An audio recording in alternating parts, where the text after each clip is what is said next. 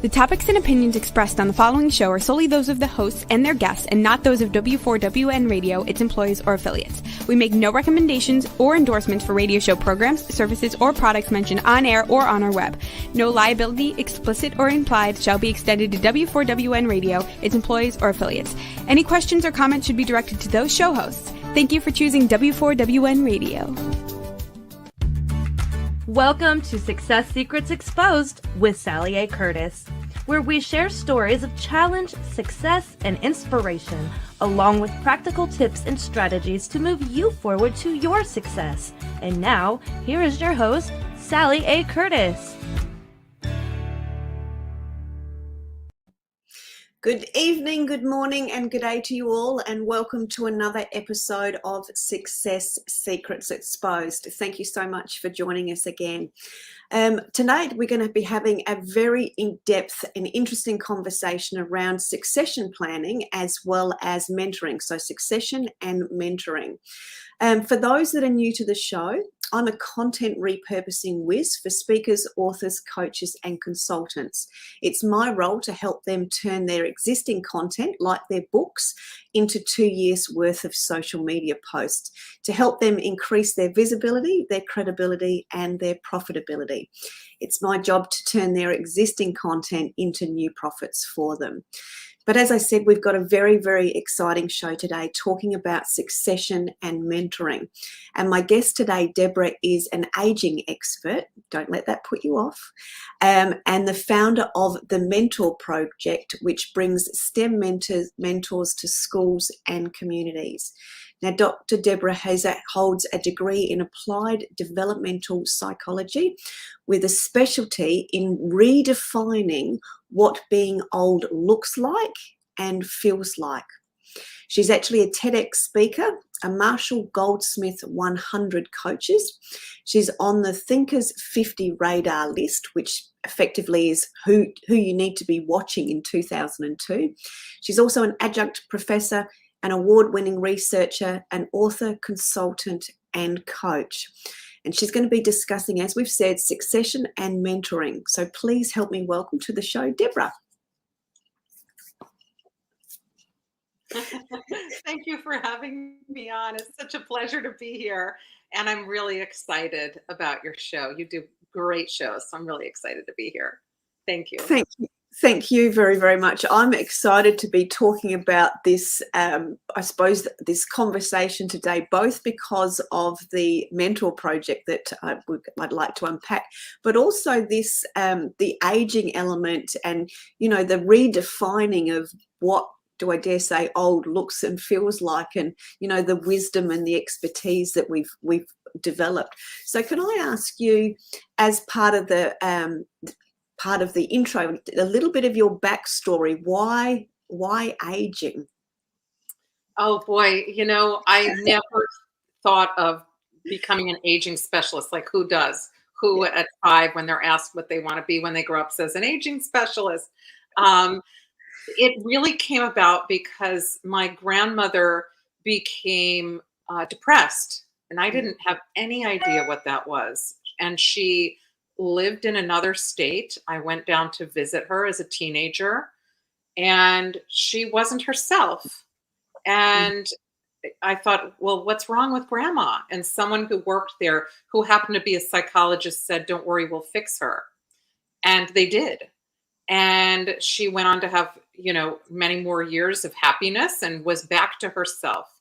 So I spent a lot of time down in her assisted living facility, hanging out with her. And I realized that I really liked working with older adults, and I wanted to be able to fix grandmas. So that was my initial way that I went into it. And it changed a little bit. I went to work in research and looked at all of the things that happen to us that are bad. The things that most of us say, when I ask people what they think aging looks like, they say, oh, wrinkles, frailty, depression, all kinds of negative things. And I thought, great, I'll go work in this field and help, you know, alleviate some of those things without thinking that there was anything to look forward to with aging, but just thinking I could make an impact that way. Yeah, beautiful. And it turned out that it changed. It pivoted when I went out to dinner at a conference, and I was so thrilled with myself in my early years, thinking here I was, some, big shot coming out doing research, and someone stumped me and they said, well, you're studying aging. What do we have to look forward to? Why bother? And I didn't have an answer. They said, well, you're studying frailty, big deal. So we're all going to get frail. Oh, you're studying depression. So is that what we have to look forward to? And I really didn't have a coherent answer. And I was actually embarrassed. I was stumped.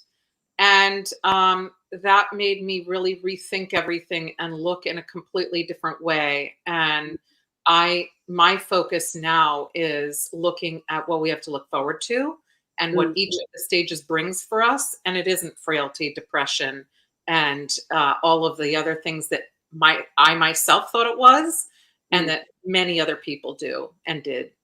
Yeah, I remember when my mum and dad were around, and when I'm talking to older people, there's that fear of, oh my gosh, I'm going to go into an aged care facility or a nursing home, and they refer to it as God's waiting room.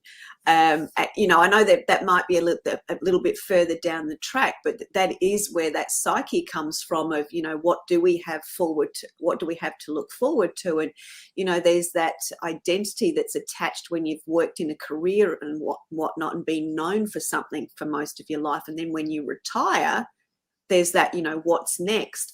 So share with us some of the discoveries that you've made as to what is next for us and what there is to look forward to.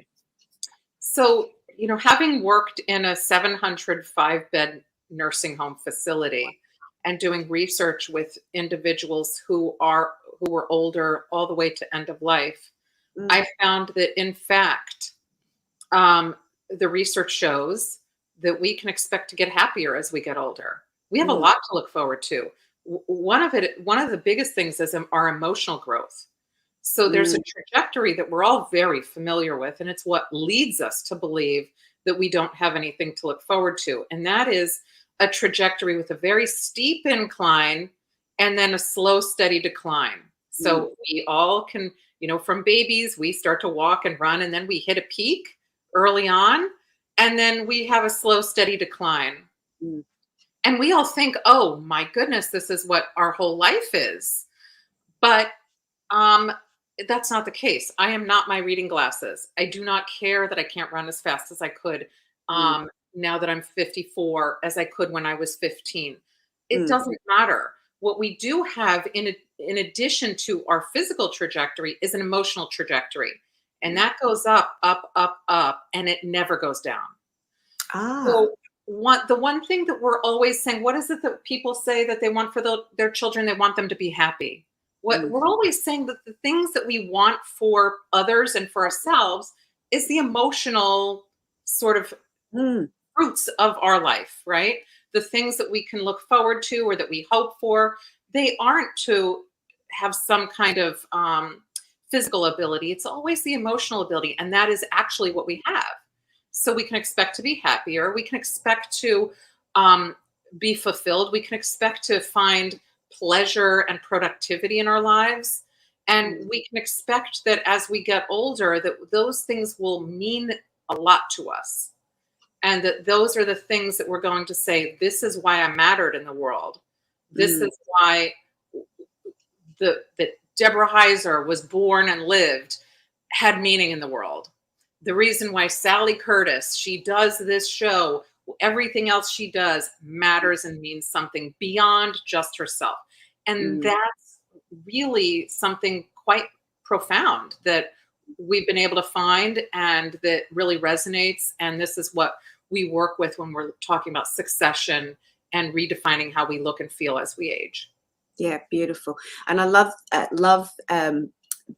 if I look at my own life, there was turning 30 is still, for me, this is for my reflection. At turning 30, I still thought I was going to conquer the world and do X, Y, Z. And 40, I decided that it was about time to sort of grow up, and I had a different level of wisdom, and I looked at things differently and did things differently. And then, like yourself, 54, for 50, it was for me now is I've gained all this wisdom, I've gained all this experience. How can I find the joy in what I do for myself, but how can I bring more of that to the world to make those changes?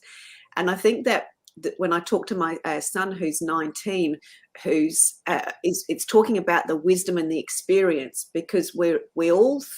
I look at him and go, he thinks he's so wise, but he's got so much yet to learn and experience. And he does have his own wisdom and his own insights. I'm not disputing that for a young person, but how much more, which is the bit that excites me, how much more is he going to have, in the next 10-year increments? And that's sort of what you're talking about, is that there is so much more available for us. It's so true what you said. It was such a good example.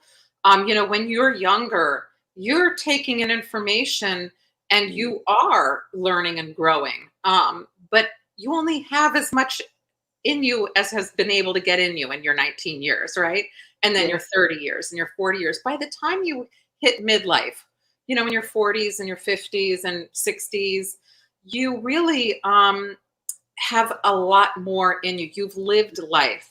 So when you said you wanted to conquer the world at 30, that may have been, I've heard a lot of people who say conquering the world means I'm going to earn a lot of money, but they don't put something emotional to that. Like, so, if you say, so what are you going to do with all that money?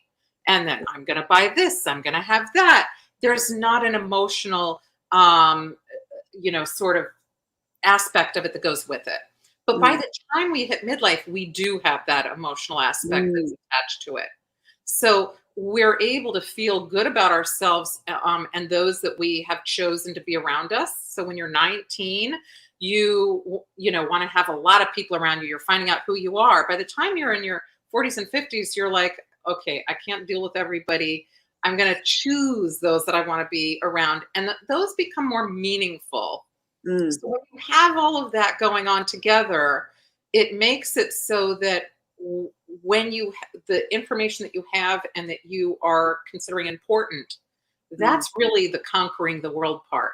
That's where you say, I'm now going to put out to the world in my radio show the stuff that I've found to be important, the things that I think will make a difference in somebody else's life, or that I'm going to take what I have, other skills that I have, and I'm going to put them out in some kind of meaningful way. And that's where we're tying the meaning to the conquering the world kind of thing. We're making a meaningful footprint. Yeah, absolutely. And I love that, because the key thing was, back, as you said, back in that sort of 30 bracket, it was conquering the world, which just meant I'm going to accumulate wealth and money and all those sorts of things, and whatever the things that indicated or showed that there was success there. Whereas now you sort of don't tend to care as much about those things, because it is more internal, and it is more about what's bubbling up from inside, but as well as who else shares that vision, or who from your network, or those connections, as you said, your network sort of shifts and changes too, doesn't it? It's still driven, but it's not just driven, it's purposely driven. There's that shift. Yes. So what we do is we shed our superficial connections and we maintain and only add in meaningful connections. So, the big push when you're younger, which is appropriate age-wise, to go out and maybe go out to parties or to meet a lot of different people, where the goal isn't to have meaningful connections in the same way at that point. It's to find out who you are in the world. Where am I going to go? Who are my people? Where are the things that make me excited and feel like who I am? Once you know who you are, you don't need to do that anymore. That isn't as appealing anymore. And that's sort of why we do what we do, and why we maintain fewer but more meaningful connections. And that's really what carries us through with Succession, is that internal information that we hold, that we know we're experts in. So, you're the content repurposing whiz. You know that about yourself. So you can go out and utilize that and do something with that.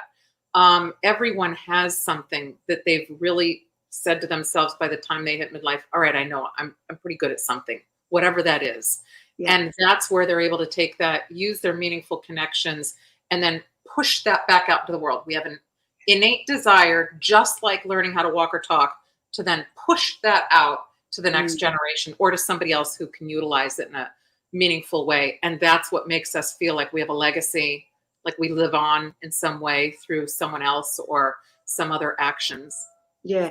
And I think too, for me, because I always talk about, finding your inner genius, and there's always that search, what is it that I'm good at? Because we can't read our label when we're inside our own jar, firstly. And that was been the biggest thing. I can see that so much in other people, but other people find it difficult to see it in themselves until at a point where I'm able, or other people are reflecting it back to them often enough that they go, oh, couple of people have said that, and then you can look back retrospectively and start to join your own dots and go, oh, that's where I've done that. So for me, repurposing's been around for a long time. It's just that there's content now. So there was resourcefulness, and there's been all those different things that I've done to create leverage for me and for others. But I, again, didn't know that until I've got to this point in my life where I go, I can see that repeating pattern now.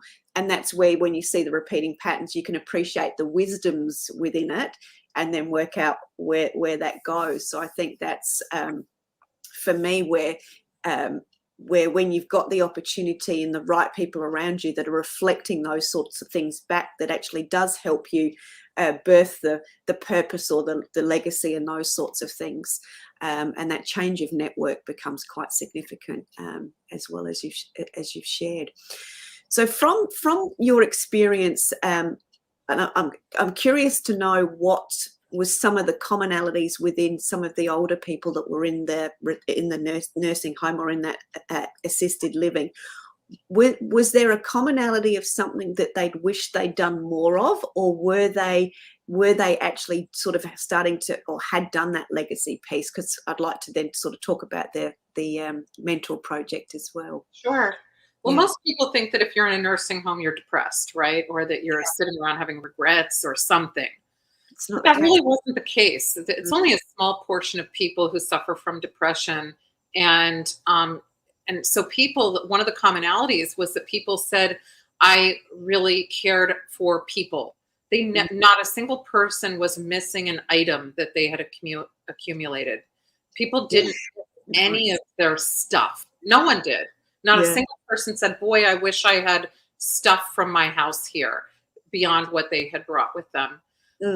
But what they did say was, boy, am I glad I, raised my children the way that I did, or boy, am I glad that I have grandchildren, or boy, am I glad that I had a relationship with, my siblings. It was all relationship based. And it didn't the one thing that was really interesting was that it didn't need to be a lot of people. Some people just had one really close person, and that's what really mattered to them. And they also were able to make meaningful relationships and friendships later in life. A lot of people think it's not as meaningful a relationship if you didn't have that person from childhood or early adulthood.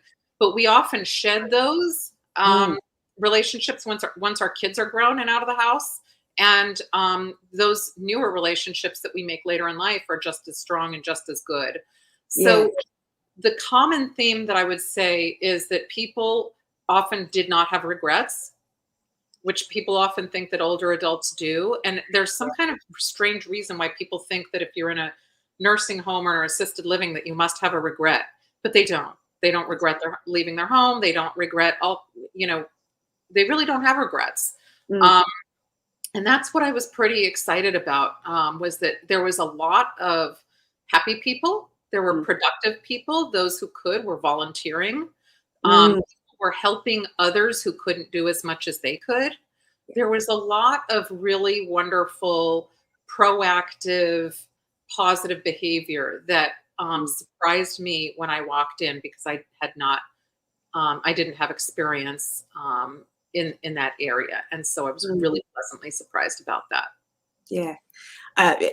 With my mum and dad were in the nursing home, and my mum and dad did, they were getting close into their late 90s, and they did have some of the memories were going. And my dad, who'd never been to India or had any relationship with Indian people, had created this beautiful story about how he was dancing and he was doing this on the beach, and he had this new girlfriend, which wasn't my mother, and all these things. But the reality of it was we never changed or corrected that story, because he was so joyous in that. And the nursing staff and those sorts of things, they encouraged and played along, if that's not quite the right word. But he, as you said, there was that joy, there was that emotional joy. Slightly different story, but different context. But it was just, for me, that was a demonstration of joy. When, even though he still remembered us, but he just had a different version of his life that he was playing into, and it was just beautiful to watch. So that's a lovely story. It was Yeah, it was very sweet. We were my guest on last week was a caregiver, and we were talking about when you're caregiving for people that have got dementia and those sorts of things, is to not. We were talking about not correcting or arguing with, or having the need to have the last word with, and that was where I remembered that story, because we could have tried to correct, but we didn't need to, because there was so much joy in that, and in that experience within that life. So you're right about that. And I will say one thing: most people are not suffering from dementia in a lot of the places. They're in there for many reasons. So a lot of people have a fear that they're going to go in, and that there's just a real stigma around it all. However, what you said was really very important to hear, because a lot of people don't know. They don't know what to do. They think, oh, should I stop someone saying something or doing something? But some people, women, would they'd be comforted by having a baby to take care of again. So by having a doll that maybe seemed realistic, things like that, or or other things like that, was something that, just like your father had a whole sort of world built around himself that he had, people do that. So having babies, people do know now to sort of go with it. Why take away someone's joy? Yeah, absolutely. And I think for me as a younger person, if I look back in my years, I wouldn't have known to roll with that. I wouldn't have either, in an improv way. Whereas I think now that's part of the progression we've made, with the understanding that, as you said, why steal somebody's joy to just point out that they're wrong? It's being, the joyous part is what we all want to experience, and that's that change between conquering the world versus tapping into the emotions and taking it from there as well. So with what you've learnt around the aging, and now that we've got so much more to look forward to, can you explain how your research and what you've been doing has bridged and created the mentor project, please? Sure. Yeah. Most people, it's hard to see how that could have happened. How do you go from aging to mentoring? But it actually is pretty straightforward with regard to the literature and the research that was done. We are built, if you're looking at our emotional trajectory and the research that's been done on that, we're built to want to give back. So if you're in your 30s, you can't even imagine that. You're still trying to get a lot of stuff. And but by the time you hit midlife, you're starting to say, okay, there's something else out there. And then we really, by the time we're experts, and definitely by the time you're in your 60s, you want to give back. And you have the time. People's kids are usually out of the house. They're at a point where they've got their job down pat, and they may even be retiring. So I was coming across a lot of individuals who were at retirement age, and they were experts in all sorts of areas, from maybe being high ranking in the military to being someone who was an inventor, or even grandmas. There was a grandma who I interviewed, who had the exact same storyline that she had going for her, that she wanted to give back as a 4-star general in the military. They were both very committed to their grandchildren and moving them forward. And so their expertise line was exactly the same. And so I said, there's something to this.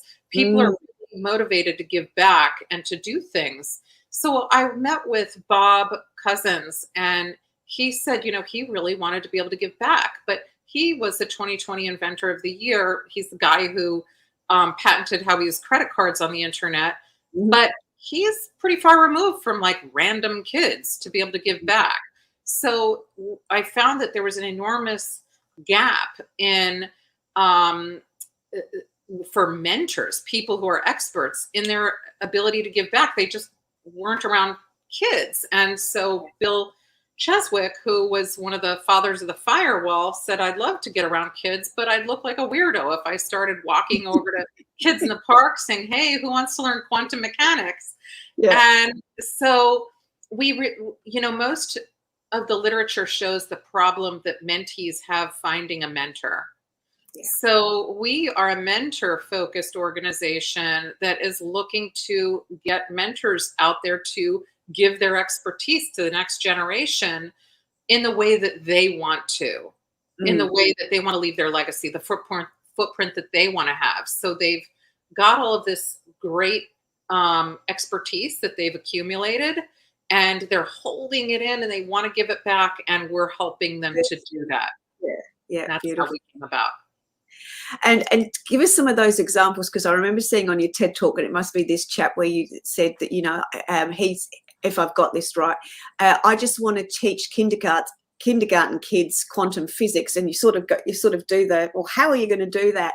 So for him, with his give back, how has he been able to do that in a way that obviously fulfills him, but is fulfilling the kids? Because I sort of go, you sort of have that a minute where it doesn't compute. You can get why he would want to, and you could get that the kids would want to do it, but actually is it possible? So how have you made that possible?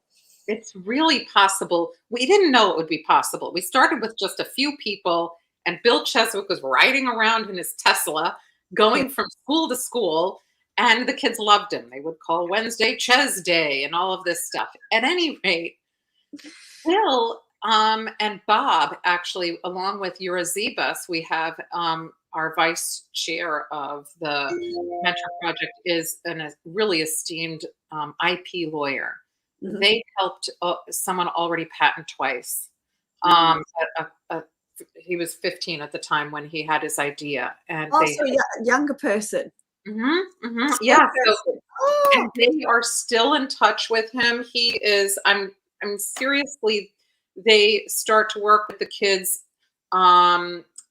weekly, as long as they need to. It's really wonderful. So not only are we in schools, but and doing things with university students and doing things all over the world. But when a student has something special, our mentors are really eager to be able to help them to develop that so that they can get to the next level. And now, I mean, if you think about it, Bill and Bob and Yura, with their expertise, they now get to see their expertise living on through this young man's inventions that wouldn't have gone anywhere. He was like working in his parents' basement, and his parents didn't know what to do with him because they aren't inventors.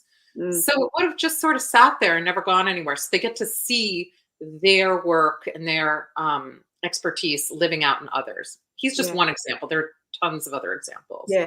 And what I've also heard there, coming back to the networking thing, not only has the first mentor assisted in the first instance, but then his network of your mentees have actually rallied around this student to support him further as well. So it's still not a one-off. It becomes a greater community of people that are doing those sorts of things as well.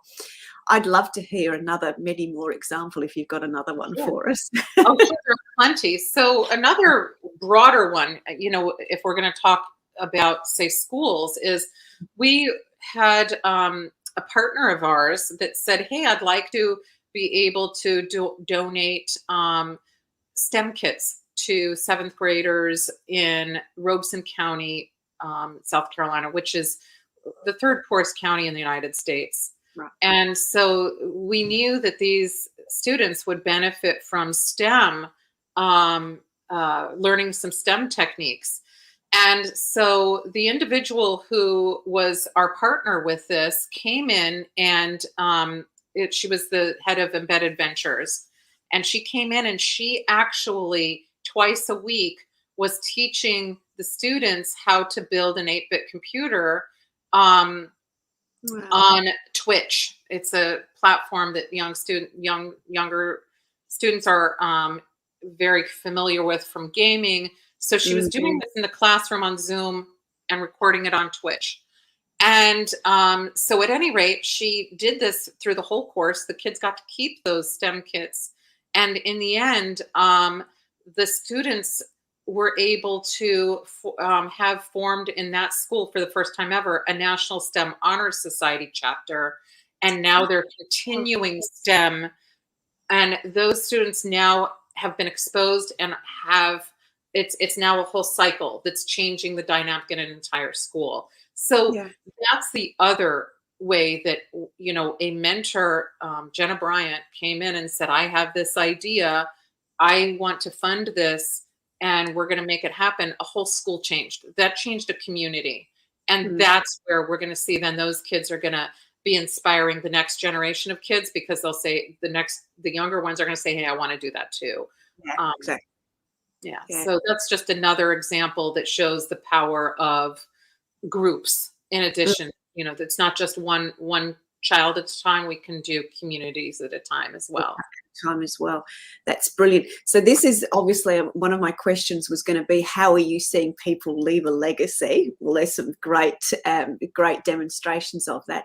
So how do people that have all of this wisdom and they've got this legacy that they want to leave, how do they come on board with you? What do they need to do next? Would be one question love to ask you.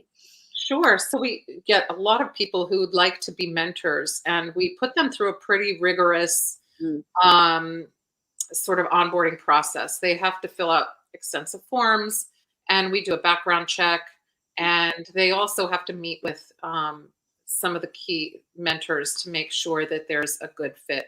Yeah. And then they join on board. And the one thing that we do is we ask them, how do you want to give back? And each one of our programs and projects is run by a mentor who has an idea. We don't say, here, let's form something. And, I want you to put in 10 hours with kids in a school, or if somebody calls in, you're going to have to do this. Everything is done based on a mentor's sort of vision for how they'd like to give back. And so we talk about that during the onboarding process. Yeah. And then we roll it out. Brilliant. I love that. And from memory, and do correct me if I'm wrong, all of the mentors and the give back and the projects that you do are free for who you're providing it for. Yeah. So you haven't actually mentioned that. So expand on that. And then I wanted to ask the community how they can ask you how the community can help you do more of this. Sure. Yeah. So yes, everything is free. And I don't know why I didn't say that in the beginning, but that is one of the key things here, is that we're trying to make mentorship available to kids around the world, and it should not cost a penny to anyone. So when we go into a school, if something is needed, maybe a school might provide some of the resources, or a sponsor may, but every student who has come in has never had to pay one single penny. And you get connected with astronauts, astrophysicists, inventors, writing experts, you name it. And we have an Olympian, we have physicians, we have mentors across the board, and they're top notch. And so if you are in the third poorest county in the United States, or if you're very wealthy, it doesn't matter to us. Yeah. You can get mentored. Yeah, brilliant. And how can the greater community, and I mean more than just my community, I mean whoever ends up listening to this later or is listening to it now, how can they help how can they help you? How can we spread the word? What do we need to tell people? Well, if someone works in a school, reach out. We'd love to be able to offer mentorship in your schools. That is something that, is super easy to do. If you have a child in the school, You may want to have us, in your school. You can also reach out. We have an Ask a Mentor button. You can press that and ask a question of a mentor. Some of the really great ways that people can get involved is by partnering with us as well. That is one of the biggest ways that we've been able to make impact. So we partner all the time with other organizations who are like-minded. But if you're a company and you want to sponsor a hackathon, we'd love that. If you want to sponsor workshops, if you want to sponsor a conference, if you want to sponsor fireside chats, any of those kinds of things are all really welcome. We don't say, hey, we'll always say, hey, go ahead and give funding. But we're mostly interested in partnering so that other organizations see the benefit of mentoring and how that can work in their own companies as well. So the way that you can reach us is go ahead and hit our Ask a Mentor button. If you have a question, get your school involved with us, or have your company get involved with us. We'd also love to be able to give tours of companies to schools, virtual tours, or in-person tours. So if you're in a company, that's another way that you can get involved with us and help us out. So yeah, brilliant. And now, because I knew we're not at the end of the show, but I just want to dig in a little bit more, and I just want to make sure we've captured this as well. If we look back to where you started from, the being the aging expert and seeing the people wanting to give back and bring the legacy forward, when you've got at the end of a session, a workshop, a project, and you've got your room full of mentors, what's the conversation they have with each other around the cup, over that cup of coffee or that glass of red wine? What's happened for them? What do they say? Oh, I'm glad you asked that. We, as a mentor-focused organization, our mentors have meetups all the time. So we have a regular one on Zoom, and we have, they've also formed their own groups, like a writing group and all kinds of stuff. So when we get together in person, which we haven't that often during COVID, but when we have, we've met up, say, at Bill's farm, and then that's like an innovator's dream. Everybody's just sort of talking about innovation and talking about all kinds of different things that can be done. But what I've found in our Friday meetings is that our mentors start collaborating on projects that you would never imagine. So we had, for example, Ruth Gautian and Valerie Fridland. They are very different backgrounds. Ruth is the chief learning officer at Cornell, and Valerie is a linguistics professor at a university. They wrote a Nature article together and did all kinds of workshops. We also had an engineer talk to the puppeteer about maybe doing some kind of like quantum mechanics via puppetry. Who would put these together normally? So we have all of these really diverse backgrounds of mentors who are getting together, and because they're such accomplished individuals, they get excited when they get to learn from others themselves. So we're really seeing a lot of great ideas and projects and work and writing come from our mentors collaborating with each other, or just riffing off of ideas that each other has. So really, if you could be a fly on the wall in one of these rooms, it's really cool because it's just chattering back and forth about all kinds of really cool ideas that most people never would have been able to think about had they not brought them together in a room. Yeah. So it's just all I can hear is the fuel that's igniting, more of the ideas and the opportunities, but also the legacy. But one thing that's also just hit me there too, listening to that and part of the conversation, and again reflecting back, being at, when you're in the 40s and now sort of in the 50s, we really start to, and the way the relationships change, we really start to see collaboration much stronger. And clearly there's a demonstration of that. There's these like-minded people that now have the opportunity to take advantages of opportunities as they come up, because they've got a collective of people around them.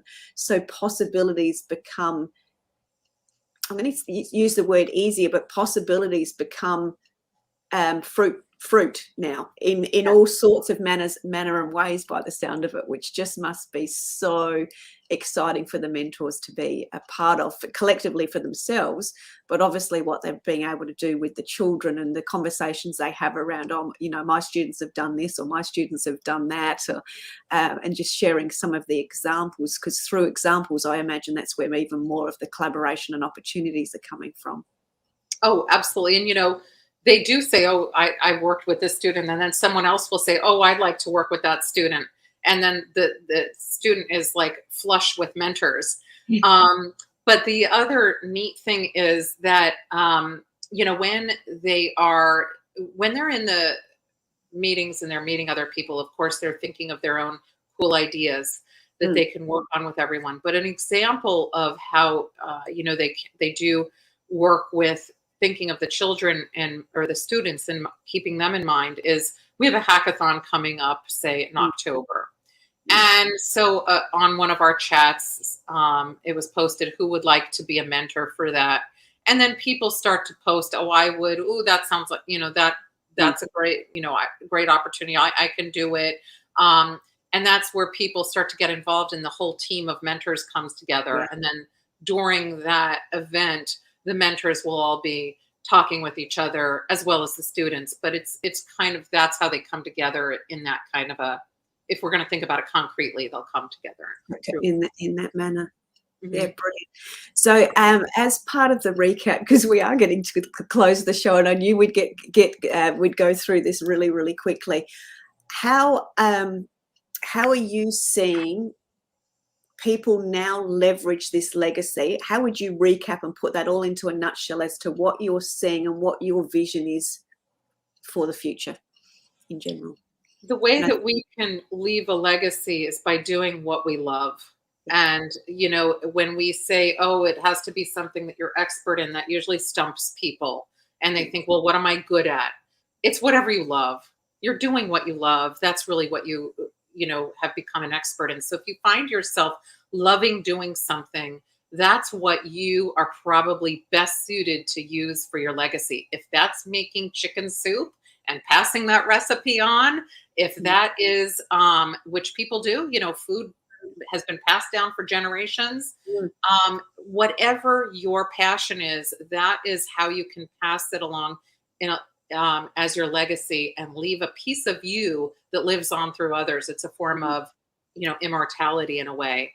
So that's really the recap, is that we all have something to look forward to, that we all have, as we grow older, every decade that we grow older, our emotional trajectory is going up. So even if your physical trajectory is going down, your emotional trajectory is still going up. Yeah. And leaving a legacy is just a part of that, but it's a fun part that everyone really enjoys. Yeah. And that's, for me, my takeaway listening to your conversation of the students and then the mentors, and that emotional trajectory, being able to reflect back on it for myself. You do start to see, and I know when I'm talking to younger people, that sounds funny me saying that now, that, you know, they don't know what they're good at, but you've recapped it very well. If you're doing something continually, if there's a passion, there's a love there, then that, whether that's the chicken soup or grandma, like for example, my mum teaching us to knit and to sew and to be creative, you know, that everybody has got that little something. It doesn't need to be, you don't need to be the astronaut necessarily, because there'll be those little incremental elements that you are really good at, that collectively, whether it's creativity or repurposing or, you know, leveraging resources and those sorts of things, often it's lots of those little things that add up to the something that we get confused about and we can't label. But it just, my point I'm trying to make there, there's often lots of little things that will add up to your level of joy and your passion, and it's those things that we can bring forward and bring out. Yes, you know, the phrase "'tis better to give than to receive" is actually true. And in this case, if you can be mindful that you're giving back, it will hold more meaning for you. You're all mentoring and you're all giving back all the time, but most of us never give ourselves credit for it. So the moment we can be meaningful and taking it in and saying, oh, I just did that. We're not, tooting our own horn. We're saying, oh, I just did what I'm supposed to do. I did a good thing. And that makes us feel really good. Yeah, that's you sort of almost feel. I felt the fueling of the heart, accepting that acknowledgement that you've actually done something. So, firstly, it's the awareness, and then in the accepting it to fuel the heart. So more of those ripple effects, which we often hear people talk about, wanting to make ripple effects. Well, that's lots of little pebbles going in and making those ripple effects. So. Yeah, thank you. Great conversation. Thank you for sharing so much with us. For me, it's been really great to talk about how emotionally we grow. And for me, retrospectively, I was able to sort of see those incremental changes for myself. So thank you. I'm super excited to hear the opportunity that are being created for students and schools and different projects around the world. And again, as an invitation to anyone that's listening to this now and later, obviously there is a massive opportunity to reach out to Deborah through the mentorproject.org. Click on the Ask a Mentor button and open the world of possibilities and opportunities to yourselves and your students and your projects potentially there as well. So any final words as we start to wrap up, Deborah, from you as it relates to aging and or the Mentor Project? Sure, yes, two. One is know that you're really probably already doing this. Just give yourself the credit that you deserve and go out and leave the best legacy you can. And secondly, help others to leave their legacy by engaging with the Mentor Project at mentorproject.org. We'd love to have more kids in different countries enjoying mentorship. Beautifully said. Thank you very, very much for sharing so much with us on today's episode of Success Secrets Exposed. Thank you so much. I would love to do a follow-up and find out some more of the stories, maybe something around the hackathon that's coming up after October, and we'll have another conversation around that. But thank you very, very much for sharing so much with us today. And that is another wrap-up and wind-up of Success Secrets Exposed. We look forward to seeing you again very, very soon. Take care. See you for now. Thank you so much. That's it for this week's episode. Thank you so much for joining us, and I trust that you got some inspirational tips to move you forward. You can find this episode along with many more on your favorite streaming platform such as iHeartRadio, Spotify, iTunes, and more. See you next Thursday at 7 p.m. Eastern Time for more Success Secrets Exposed with Sally A. Curtis.